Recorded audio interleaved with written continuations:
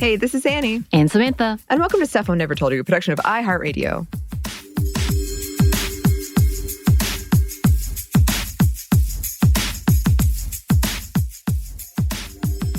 And today we are once again thrilled to be joined by the magnificent, wonderful Bridget Todd. Thank you so much for being here, Bridget. Oh, I'm so excited and honored. Every time I come, I feel like you all give me the best intros. I just want to run you doing that introduction in my earbuds all the time when I'm having a bad day. Yes.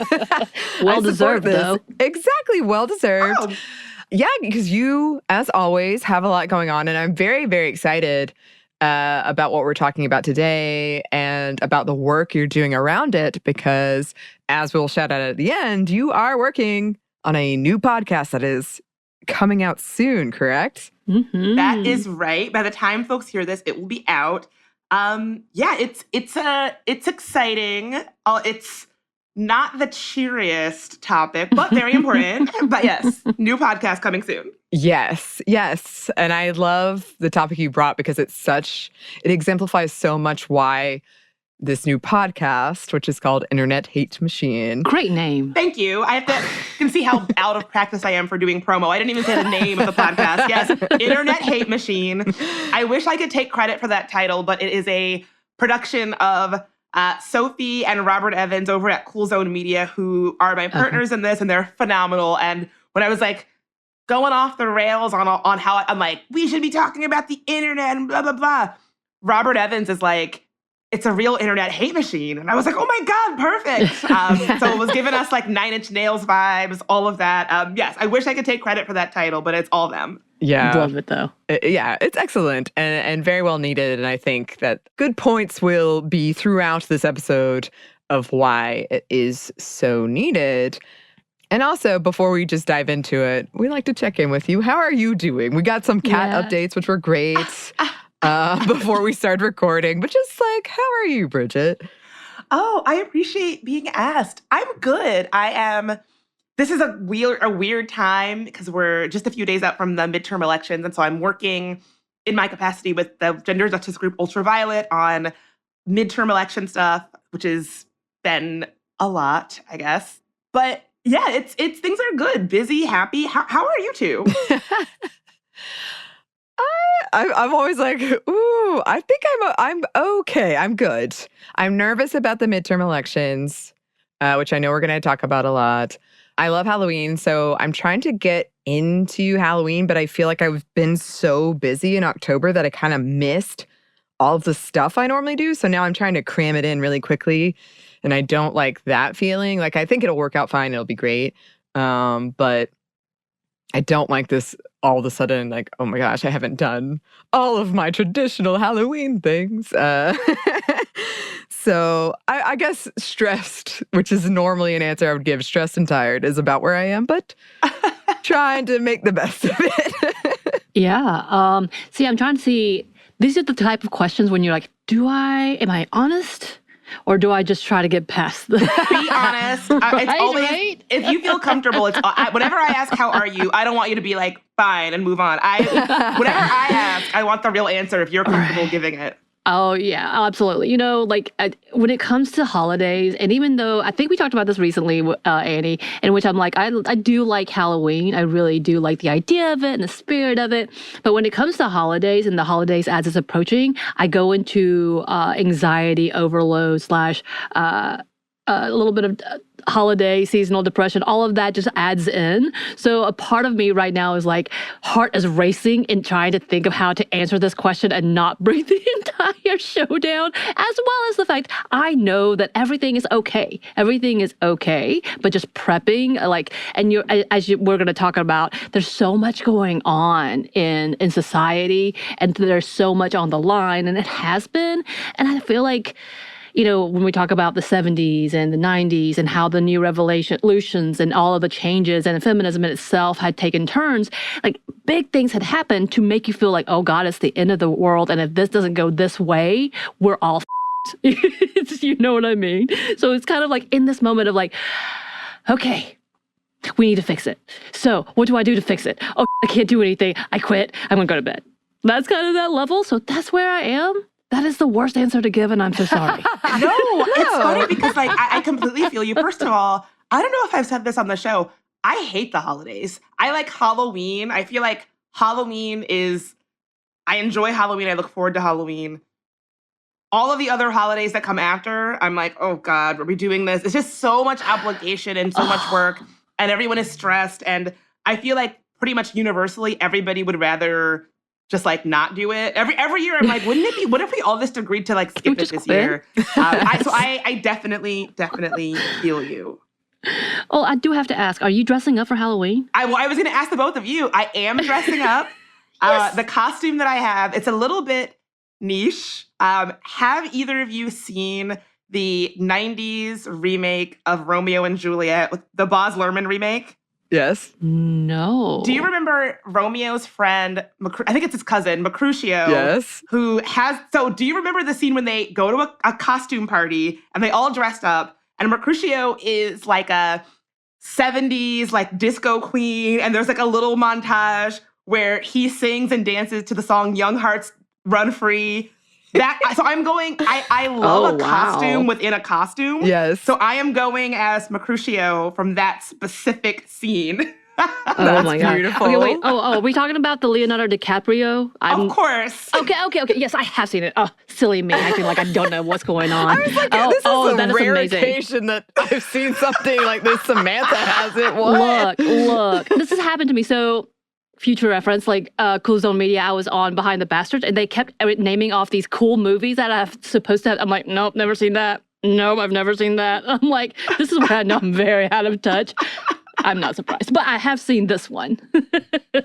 That's excellent. But that's an amazing costume, and I'm so excited to see the pictures. Yeah, yes. What are you two going as? Are you dressing up? Oh, Anney, yeah, I love dressing up. I love a costume. I probably during the pandemic wore more costumes than like, quote, real clothes. I love it. I do have if you haven't seen it on Instagram, I have a disco Luke Skywalker outfit that is phenomenal. And it is like a costume within a costume. So good. It's very, very niche, but very beautiful, I think. So I might do that, but that's kind of a whole thing. Like if I show up in that, I'm like elevating things, and I'm going to say it. I'm elevating things. Yeah, you are.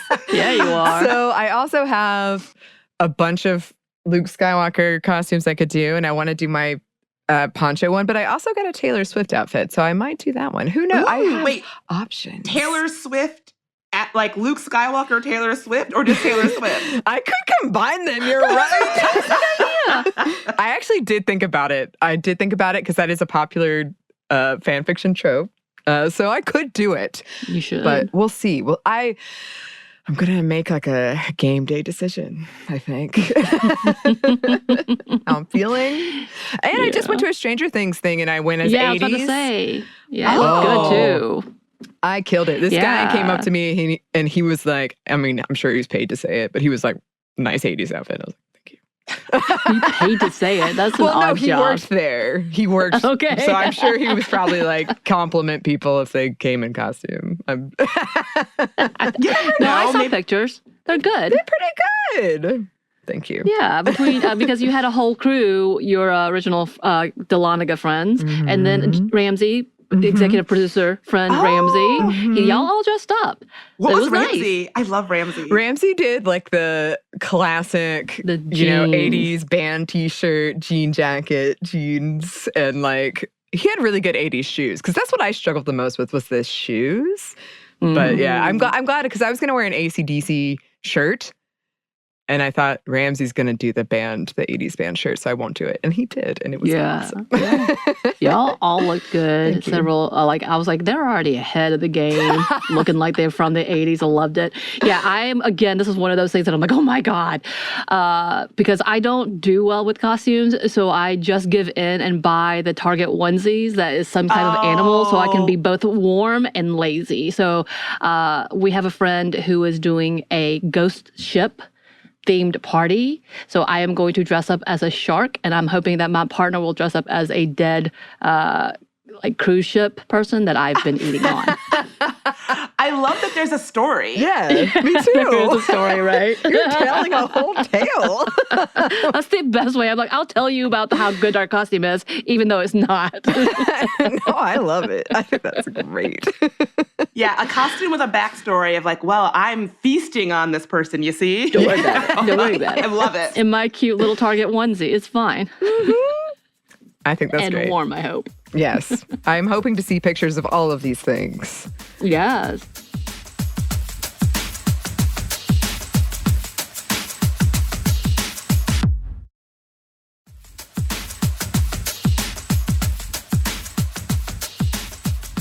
I love Halloween, but one thing that does always come with Halloween, like every couple of years, is this tension around voting. Is this tension that the elections are coming up? So it's always like, I'm trying to not think about it. Is there anything spookier? Yes. So spooky. And as we've hinted at, that's what we're going to be talking about a lot in here. Georgia, it's been an intense midterm election for us. So yeah, I guess let's just break down some of the things that are going on in these midterms. Yes. So when we're recording this, I don't know how long it will be out when folks hear it, but we are 10 days out from the election while we're recording this. And I mean, it sounds like you kind of feel like I do, where particularly around midterms, it just makes me queasy because I know that GOTV is so different when it's not a presidential election. Like it's harder to get people excited. And especially when I know there's so much on the line, you mentioned Georgia. That's an important race. A lot is happening. A lot is hinging on people actually coming out. And so it's something that I just always feel kind of like queasy about it. And for me, I always kind of, having worked in politics for most of my adult life, or like politics adjacent, I always kind of feel meh about elections because I'm not super invested in electoral power. Like, I think that there's other ways to build power. And then around like 10 days out, I'm like, oh my God, I need to like start GOTVing. I need to start like calling everyone I know. It's like something happens. And so I'm sort of waiting for that transformation to happen. And it sounds like you two are feeling sort of similarly around the elections this time around. Yeah. So for me, I recently was coming home from a trip with my mother, and she drove me past where I vote, my polling place. And it was the first day of early voting in Georgia, and it was packed out. Like, I was like, oh my God, what is happening? And then I looked it up and early voting was happening. And it's very heartening to see that many people turn out for a midterm. And I waited a couple of days, and when I went back, it was still crowded and people were excited. There were people filming. Everyone was really warm and nice. Like, oh, so glad you came out to vote. It was a pleasant experience for me, but it was kind of like overshadowed. The whole thing was, there's been these crackdowns on voting rights and why are so many people coming out so early, which I think is great, but it was just kind of overhanging the whole thing.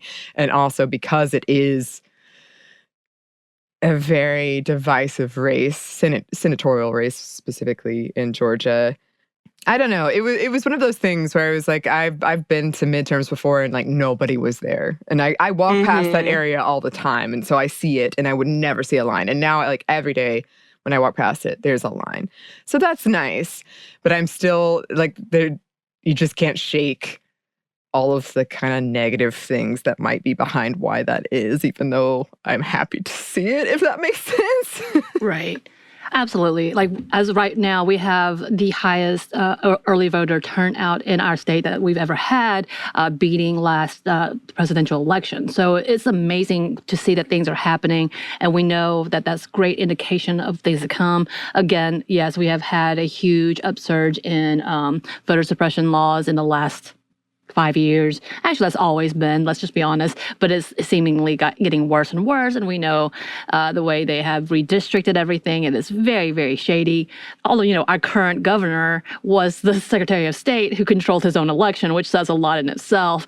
And that's a big point of contention here, as well as the fact that apparently Raffensperger, that's our current Secretary of State, who actually stood up to Trump at one point in time and got too much credit, in my opinion, for what he did, but has hired a former staffer of Trump for these elections. So there's a lot of questionable things happening. So we have a lot of concerns and a lot of hope. It's such a mixed bag, as Anney was saying, of what is happening here. We're seeing what's happening because the governor's race is a pretty big deal, as the overturning of Roe v. Wade hasn't made it a huge deal, as we do have a 6-week ban in Georgia currently. And then there's just talk about the fact that they're going to punish those who do have abortions as murder, possibly charging them with murder, with the fact that they're doing this whole unborn fetus law and protecting of them as and crediting them as a citizen type of conversation, which we know is trickery and is leading way to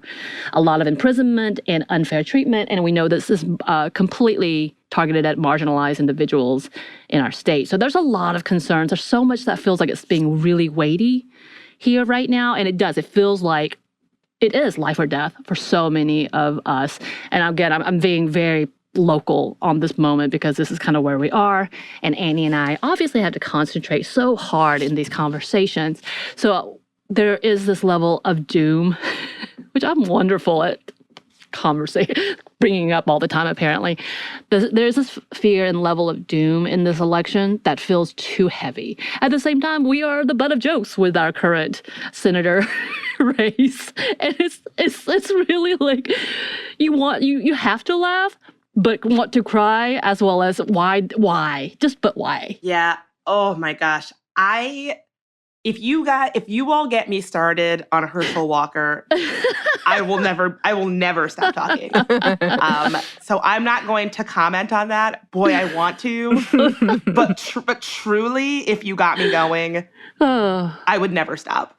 Yeah. I will just say that all of that is really valid. I think this feeling of, it's great to see people voting, but that unease of but what does that mean for everyone? I think that's really valid. And just the feeling of knowing how much is on the line, what is at stake this time around. I think that's, I hate to say it, I think as our elections become more and more contentious and as things become more and more polarized, I think that's going to be a common sentiment. And, something that kind of speaks to that is the fact that there are more women running for statewide offices than ever before, which, I think should be good news. 2022 marks a record high for women running for gubernatorial and Senate races. There's about 65 women running for governor's races across the country in this cycle. I should say it is not all lefties. There are more Republicans than Democrats making those bids. This is all according to data from the Center for American Women in Politics. And it's true. It's when there are long lines at polling places, I'm like, oh, that's great, democracy in action.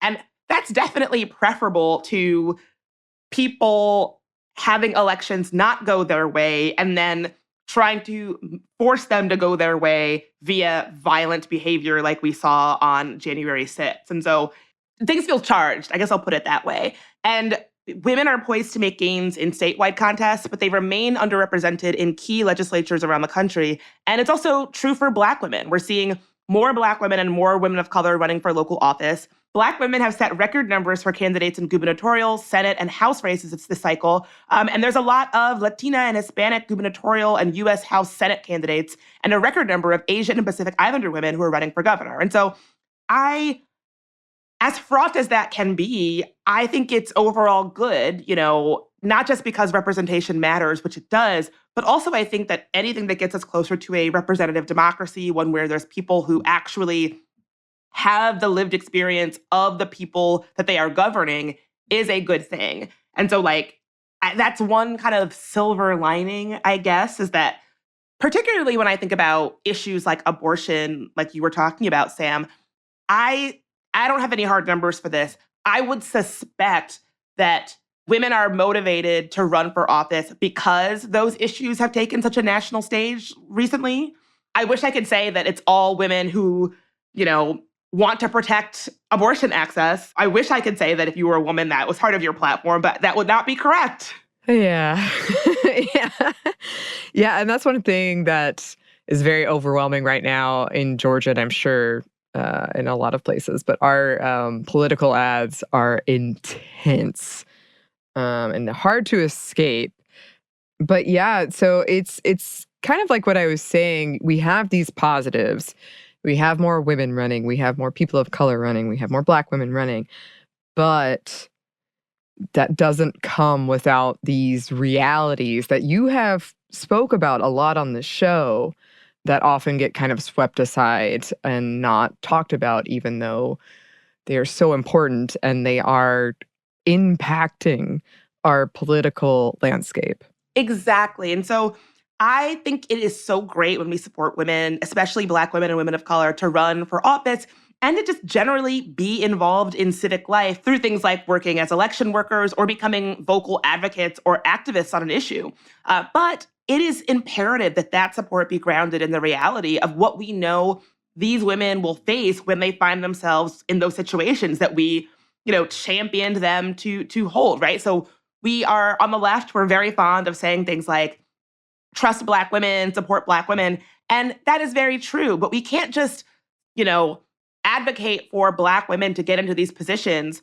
We have to be honest about what they will face when they get there and then really do the intentional work of creating the conditions for them to have an equal playing field to make sure that they will thrive in those positions. Because it's one thing to be like, oh, yes, put Black women in leadership positions. But then are you going to support them when they face the attacks that we know they are going to face? For instance, I was super excited when President Biden said that he was going to pick Black women to be the vice president and also nominate a Black woman to be a Supreme Court justice. But I also know that that means that those Black women would certainly face heightened attacks that their white male counterparts just would not have to face. And so I was then a little bit disappointed to see that the White House didn't really meaningfully deal with this reality, right? Like, I wondered, are they setting Black women up to deal with the harassment and attacks that we know are going to be racialized and gendered, not attacks based on their records or their merits or their actions, but attacks on their identity, who they are. So when these attacks happened, which we saw with both Harris and Justice Jackson, the White House didn't really acknowledge them. And of course, the women themselves can't really talk openly about them. So we all just kind of saw it happen. And nobody was, at the very least, talking honestly about it, let alone working to create the conditions to combat it. Right. And that's just such a huge thing of, either it's a drain on you because you're having to deal with these attacks, or you just kind of distance yourself from social media. And then that in itself, people can interpret in a variety of ways that are probably not good. And then people, especially younger people, seeing that, there's just so many unhealthy things about what that says that we're accepting as something that's just par for the course. That's how it is. And the very unfortunate thing is this is not just one time or just a few times. It's all over the place. Exactly. It's not an isolated thing, I'm sorry to say. According to a report from the Institute for Strategic Dialogue called Public Figures, Public Rage, Candidates' Abuse on Social Media, statistically speaking, Black women and women of color are more likely to face racialized, gendered attacks than their white male counterparts. The study, which you can find online, is super interesting. They found that abusive messages on social media accounted for 15% of those directed at every female lawmaker that they analyzed, compared to around 5 to 10% when they looked at male candidates. A few of their key findings are that women of color are particularly likely to be targeted online. Male politicians of color are not more vulnerable than their white counterparts. They are attacked at the same rate. And abuse toward women was more likely to be about gender than the abuse targeting men. So abuse targeting men was usually focused on their political stances, while the messages directed at women were more likely to be about their appearance or their general competence. Interestingly enough, female Democrats received 10 times more abusive comments than their male counterparts on Facebook, and Republican women received twice as many abusive messages as Republican men. So it's a a bipartisan issue. It is an issue impacting all women and women of color. It's not just women on the left who face it. It's all of us. Right. And one of the points you make when you come on here all the time, which I think is very important and I love, is that a lot of times people can distance like, oh, that's online. That's not real life. But that is not at all the case, right? Yes. So I'm sure people are like sick of me saying this because I, say it, scream it from the rooftops every time I am given a platform. But I think we have this misconception that when we talk about online harassment and abuse, we're talking about online issues. And the research could not be clearer that even though these attacks may start online, they do not always stay online. And a great example that we're seeing right now is Representative Jayapal, a man started by sending her violent emails and threatening messages online, showed up outside of her house with a gun. I just had to take a minute from recording this podcast to click send on a statement about the husband of Nancy Pelosi, someone who had just today, while we're recording this, someone with a history of violent, rhetoric on social media broke into Nancy Pelosi's house and attacked her husband with a hammer when he found that she was not there. And so it's so important and deeply imperative that if we're going to take this kind of violence seriously, that when someone reports violent threats or violent attacks online, we then take it seriously if we're going to prevent real world violence from happening, because the two are linked. It's just that the research could not be clearer. Time and time again, when somebody is the perpetrator of a mass shooting or an incident of mass violence, you follow the paper trail and, they had an online history where they were threatening women or being aggressive or hostile toward the women in their life online. And so we cannot get a handle meaningfully on the abuse of women if we do not take it seriously when it happens online. It's just not going to happen. And so real world violence is connected to online violence, and we need to deal with it as such. But unfortunately, that has not been the case. For so long, people have been so quick to belittle it when a woman speaks up about what she's facing online, particularly if that woman is Black or a woman of color. Mm-hmm.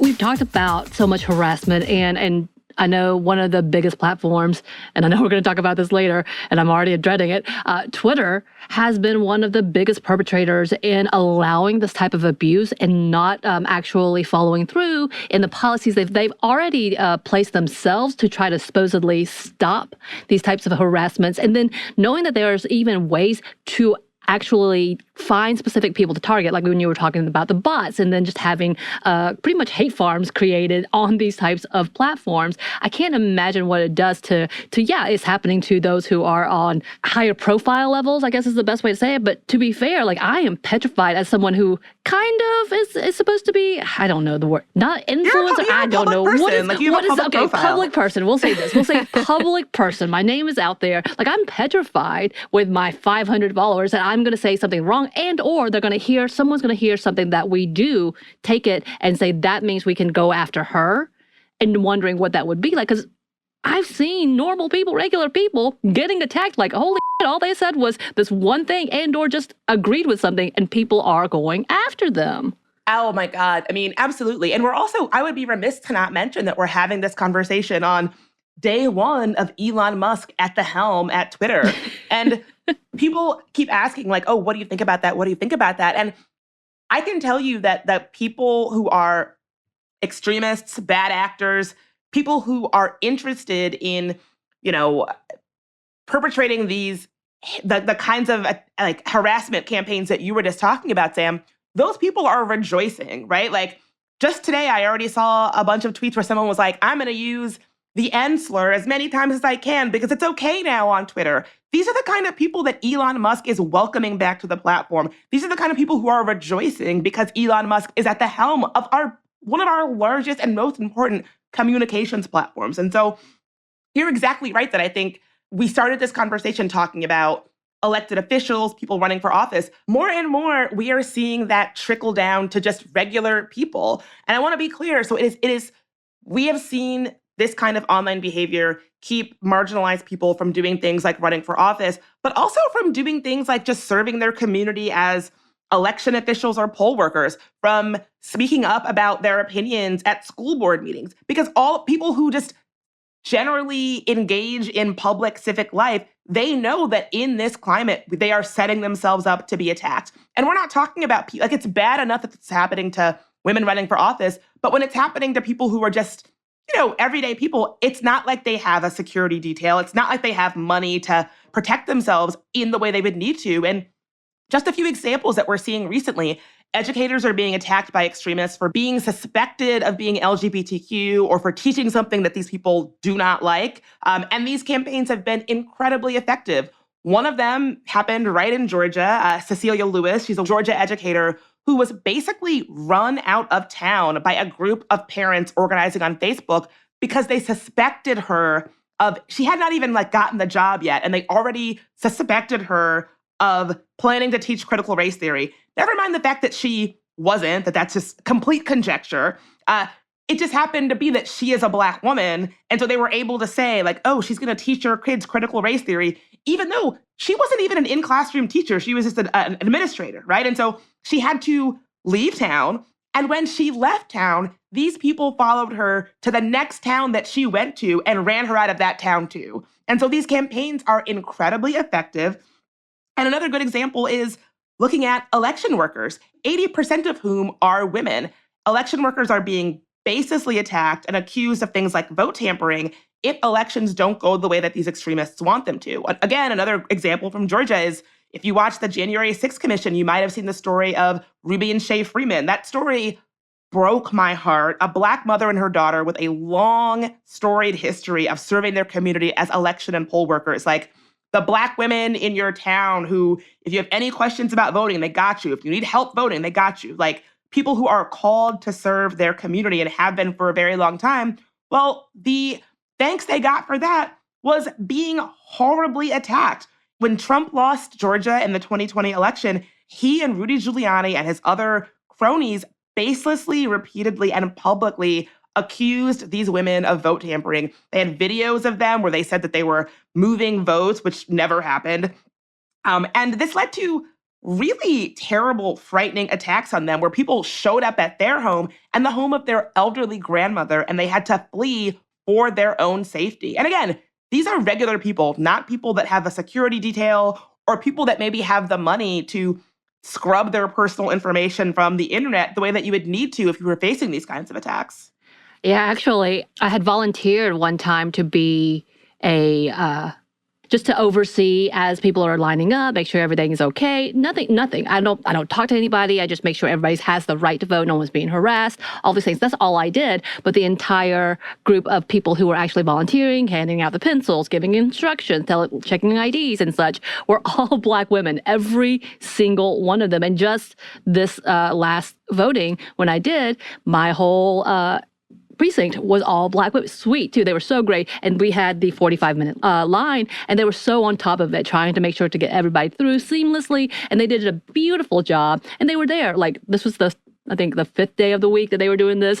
And they'd been there and they were not complaining. They were smiling, making conversation. And it's people like them who are making this happen and going on so well and so perfectly as if there's nothing happening. Literally, the line was smoothly going. And I loved everything about that. And I cannot imagine just because they're there, they exist, and they decided to help their community, they're going to be targeted and being yelled at. And honestly, I know there was conversations of people really being scared about being physically harmed because people are pushing and trying to do so many intimidation tactics to accuse and blame somebody for the loss of a bully. This is just my opinion. Black women are the backbone of our democracy.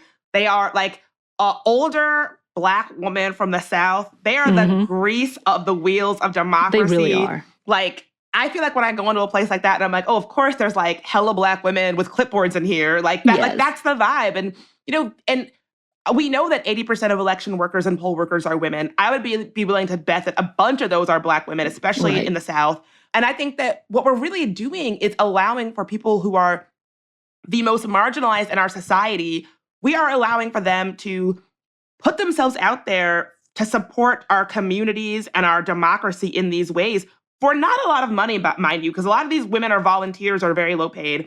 And we're saying you also need to absorb these attacks to do so. And we're basically setting these women up to be attacked and giving them and not even really talking about it when they are, right? And so I think my experience with voting has been the exact same, that these are the women who are, at this point, I would say, risking a lot to make sure that our democratic process is able to take place. And honestly, this is probably not surprising to anybody, because these kinds of attacks are meant exactly to keep those kinds of people from doing what they do. It is meant to keep them from doing their work of keeping the wheels of democracy going. It is meant to keep them from being engaged in civic life, because who would want to serve their community by working as a poll worker or running for office if it means that them and their families are going to be facing these kinds of attacks? So probably not surprising to anybody that here we are 10 days out from an election, and the United States is facing a national shortage on poll workers. Kim Wyman, who is the senior election security lead at the Cybersecurity and Infrastructure Security Agency, or the CISA,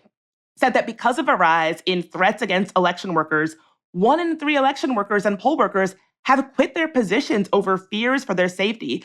And state officials are having a hard time hiring folks for these positions because, again, who would want to do these low-paid duties if it means you and your family might have to flee for your safety? This is because you wanted to do this position helping your community in this way. I can understand why people are not lining up to do this work, but you can see how big those consequences are for our democracy and for all of us when we can't even get people to enact the labor that needs to happen for our democratic process to exist.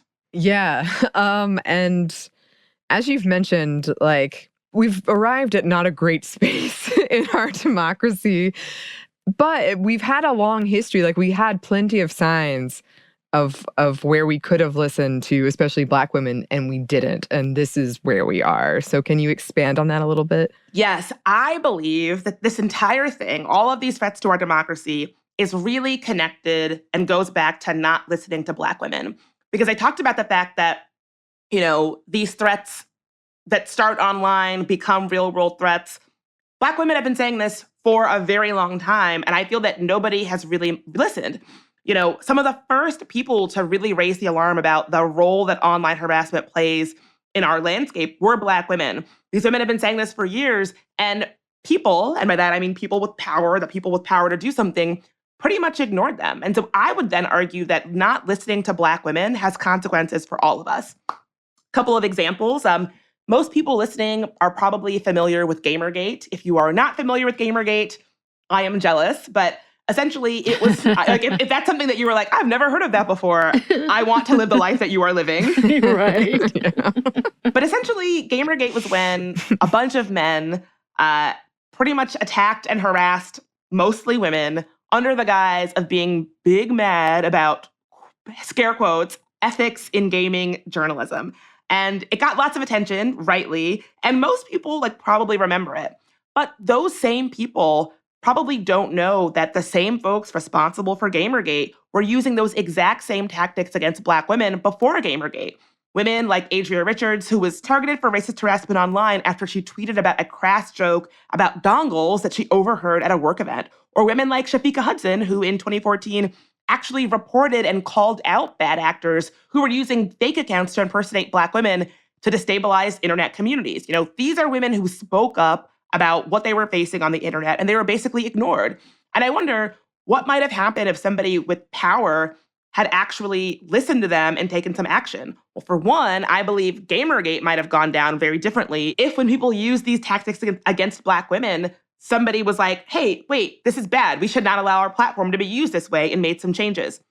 Or consider the fact that 6 years after Shafika Hudson reported people impersonating Black folks on Twitter to cause chaos, white supremacist groups used that very same tactic during the racial uprisings of 2020 to make it seem like Black Lives Matter activists were using the internet to call for people to loot homes and cause violence.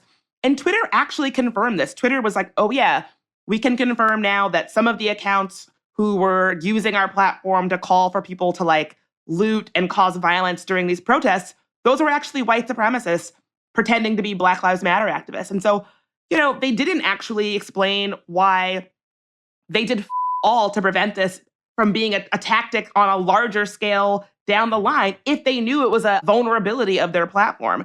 And when we zoom out even further, these are the same tactics that a Senate inquiry in 2019 would confirm were used to try to destabilize the 2016 election, right? And so if when these Black women reported what they were seeing online, if somebody had done something, I wonder, would bad actors who were trying to use this tactic to destabilize our elections and destabilize our online communities and truly cause violence and chaos, would that have been a viable tactic? I would argue maybe not.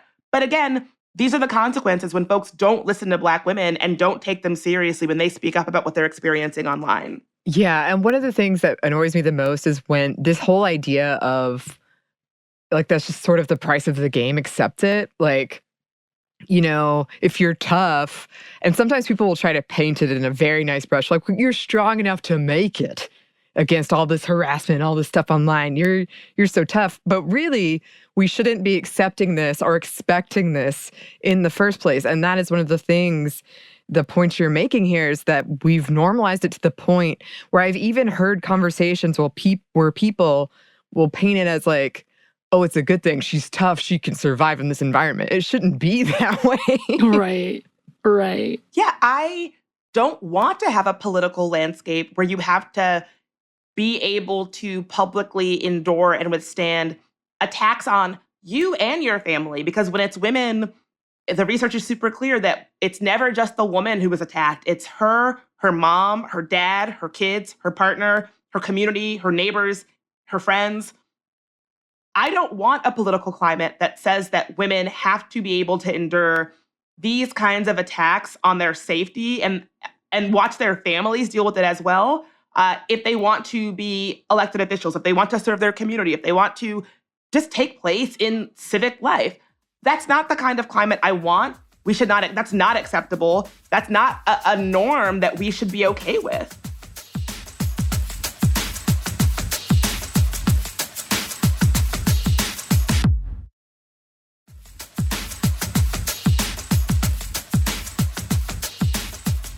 You know, and I keep thinking about how the algorithm has changed. And I was talking to Anney about our own algorithm. And because we are so afraid of social media, we stay away from it. And therefore, anytime we do put anything up, it's ignored because we don't have a lot of content out there. And I still think about how Twitter, and I know for all references, it's just that when we talk about Black Twitter, it is the community coming together and having like their own space and talking. And because they've kind of become grouped and has become a point where if you don't already follow some of these people, or if you're not actually paying attention, it just goes away from your feed, kind of how TikTok is doing that, which is making it harder and harder to actually see what is happening and what the truth really is going down. I have to question, like, so is the algorithm really a good thing in that it does this to where you're in your own little hole and where it's pocketing Black women who are like, hey, this bad thing is happening. We're trying to tell y'all, but the only people who are seeing those are the people who already know. And it's like, what the hell? How do we change that? Yeah, what an insightful question. So this is just my opinion. This is like just representing myself. I don't think that it is good to have a platform like Twitter, especially, be so tied to an algorithm.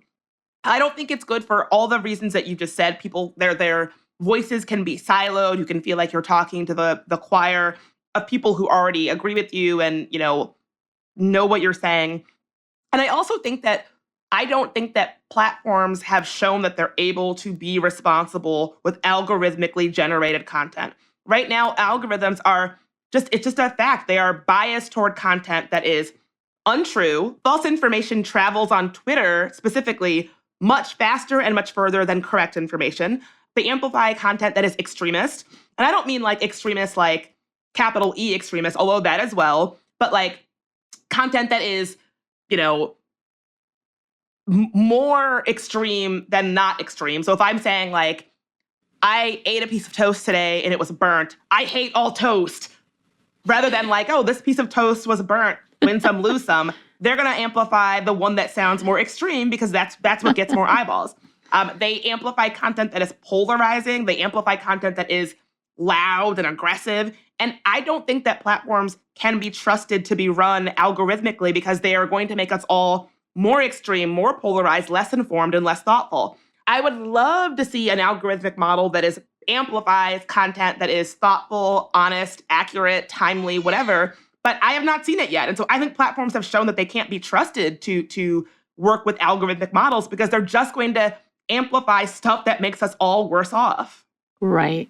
Yeah. And I honestly, just being new to TikTok, and we've talked about TikTok often on the show, but it also does the same thing with the FYP or For You page, where it only amplifies what seems to be most disturbing. I say that for my own concept, because there's so much out there that the word shadow banning and the idea that many of these algorithms do this, that there's enough that people can complain or make false allegations, and their standard of what they think is bullying and or racist is not. And apparently they have a pretty big threshold of saying, nah, it's not racist, we're good.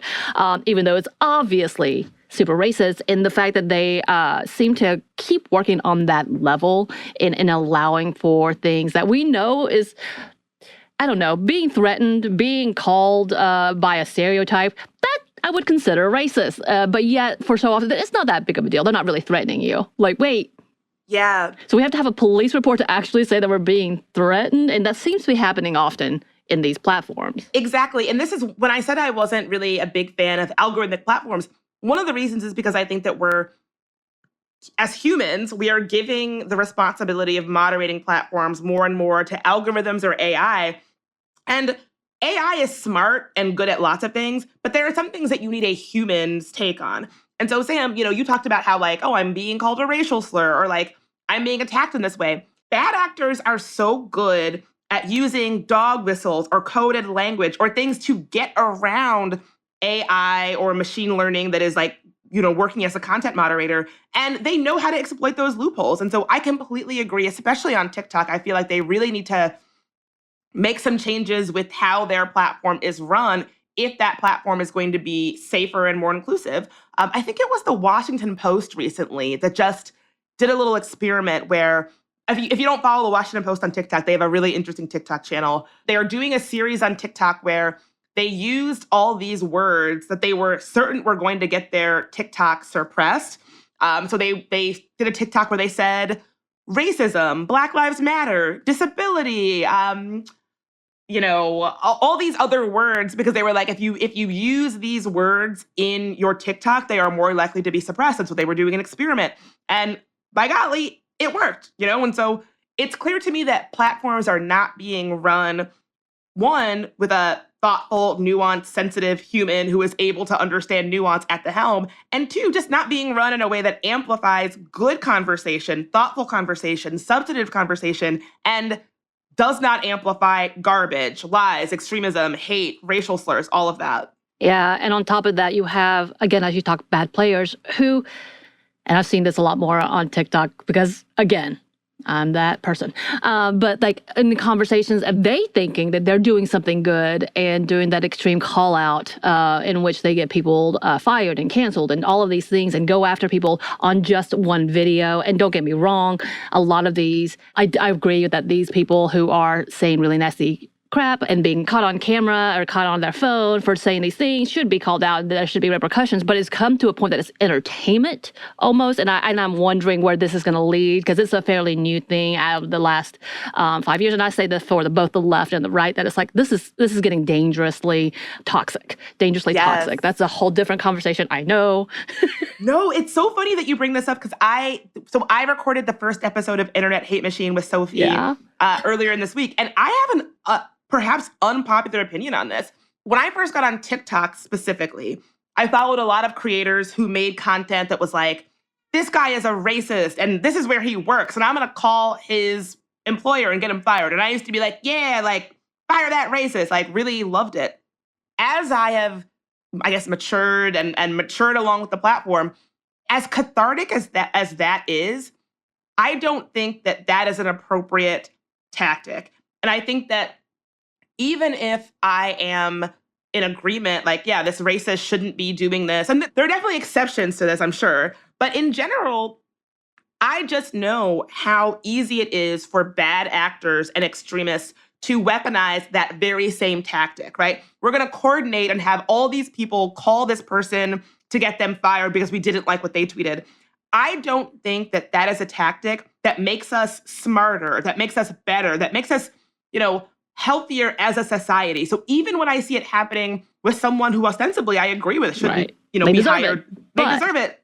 I feel like I know how easily that is a tactic to be exploited and weaponized by bad actors. And our first episode actually deals with this woman, Adria Richards, who I was talking about earlier, who was one of the early targets of that, where she tweeted a picture of these two guys at a tech conference who were making a crass joke that she didn't like.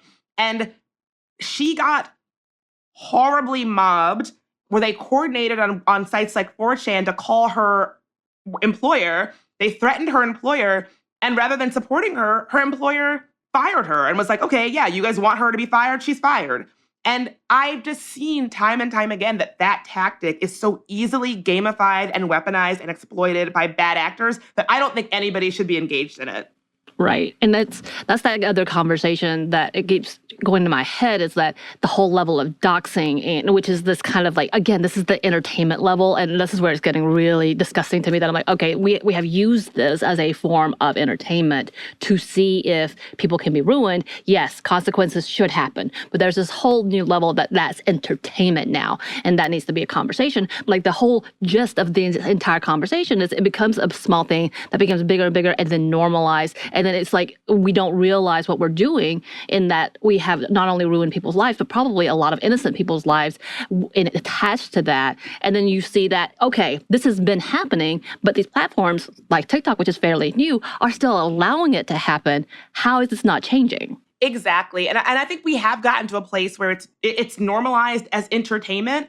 And it's not even, like, we're talking about pretty serious things like women running for office and being engaged in democratic and civic life.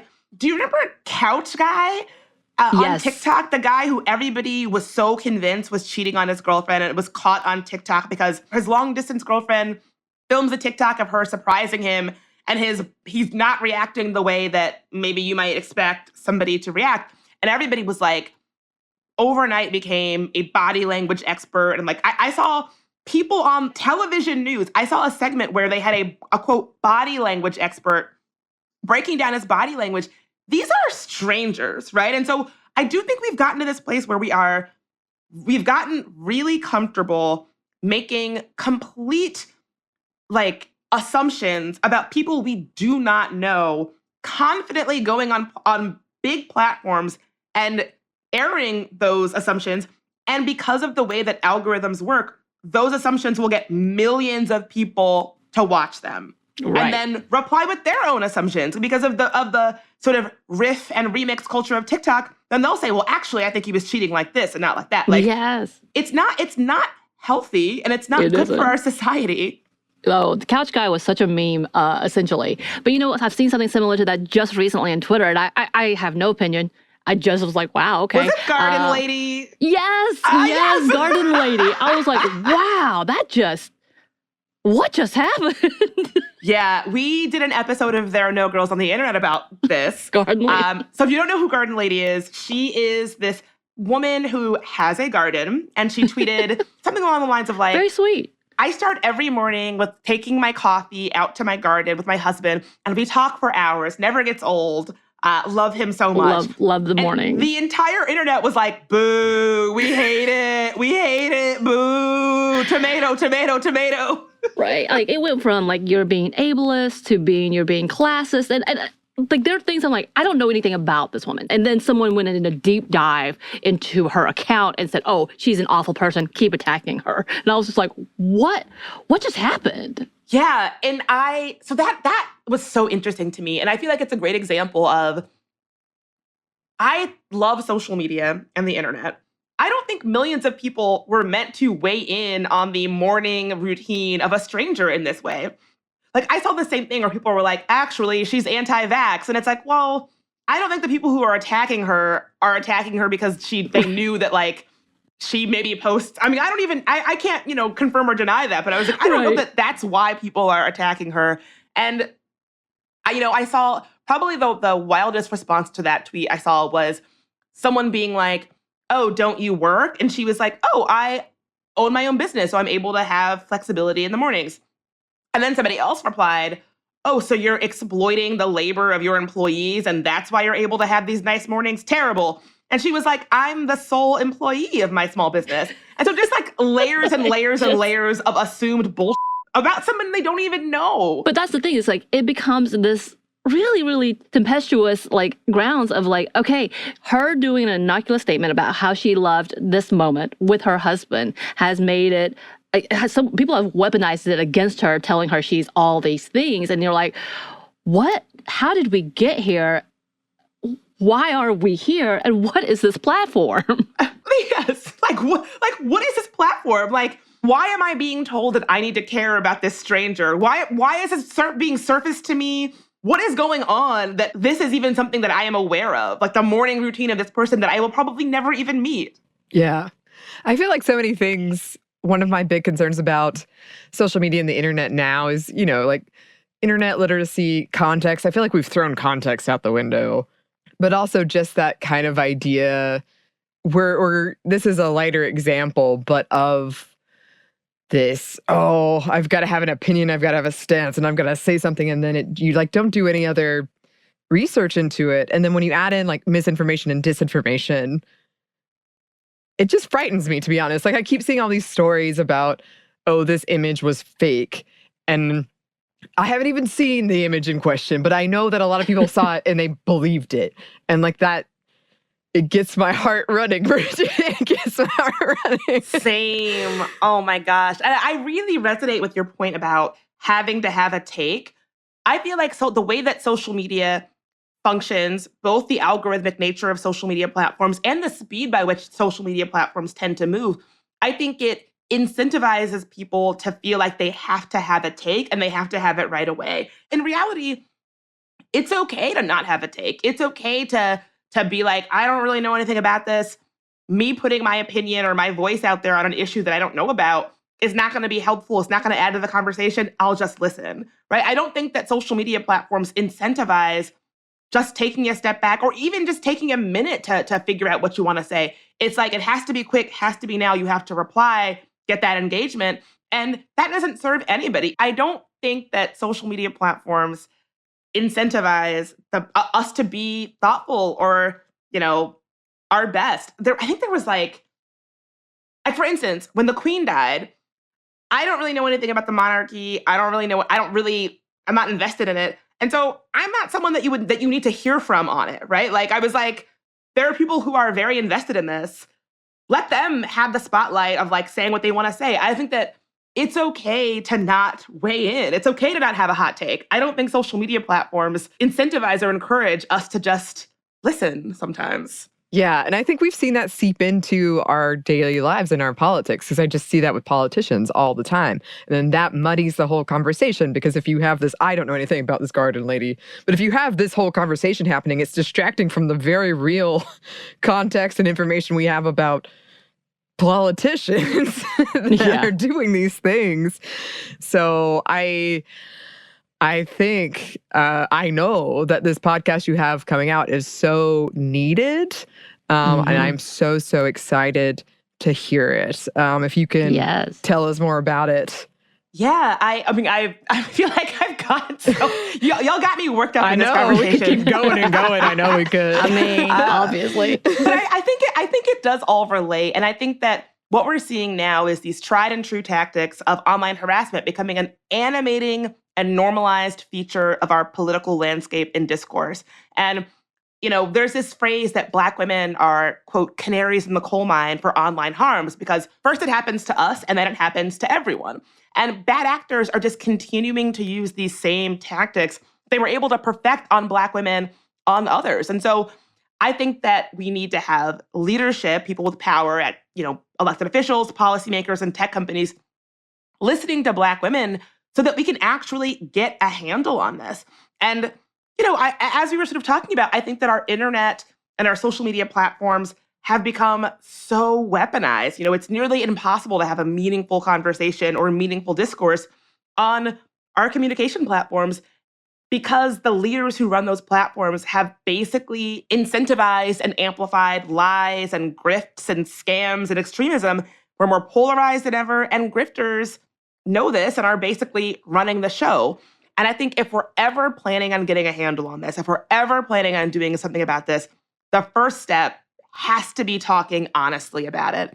And so that's why I'm doing the podcast with Cool Zone Media called Internet Hate Machine. And I really want to chart the history of online harassment against women of color specifically, and how it has led us to this current political and social movement. And so I hope that folks will listen. It's something that I think is really timely right now as we go into midterms. I think it'll be timely for a long time as we determine what we want our political and social landscape to look like. Right. And it's important. I'm so excited because it definitely needs to be the bigger part of the conversation as we look at what our democracy looks like in the future, in the near future, let's say, but not just for the United States, but all around the world, because we're seeing similar things happen on different timelines. And I feel like you're going to be able to bring in such good perspective and so showing the present, the past, and possibly the future with all of this. So thank you. And I'm excited to listen, especially that first one. Yeah, please check it out. Our trailer and episode 0 are already live, so you can go to Internet Hate Machine on wherever you find your podcasts, Spotify, Apple Podcasts. You know how to find this is the podcast, so you know how to find podcasts if you're listening to this. So episode 0 is already live, but our first official episode will drop on November 2nd. So please check it out. Yes. Go subscribe. Please support it. It's amazing work. Can't wait to hear it. Where else can the listeners find you, Bridget? Well, you can find me on my weekly podcast about women in the internet called There Are No Girls on the Internet. You can definitely find that if you're listening to this podcast. That's not going anywhere, so you can listen to them both. You can find me on Instagram at Bridget Marie in DC, or yes, I'm still going to be on Twitter. Elon Musk, be damned. You can find me on Twitter at Bridget Marie. Yes, and as always, such a delight to have you, Bridget. Wishing everybody, you and everybody, all the best as we enter into this final stretch of the midterms. And also, listeners, you might have heard a cameo from Bridget's cat, which was very lovely. I hope it stays in. I'm sorry. No, it was great. I was like, I don't know if they can hear That's this. the best bits. We needed it. Annoyed with me, even though she doesn't have a job and like has everything and is treated like a queen. I'm sure your cat would be like, oh, I have a job. Yes. Cannot wait till next time. Thank you so much again, Bridget. If you would like to find us, you can email us at stuffmediamomstuff@iHeartMedia. You can find us on Twitter at momstuffpodcast or on Instagram at Stuff One Never Told You. Thanks as always to our super producer, Christina. Thank you, Christina. And thanks to you for listening. Stuff One Never Told You is a production of iHeartRadio. For more podcasts from iHeartRadio, you can check out the iHeartRadio app, Apple Podcasts, wherever you listen to your favorite shows.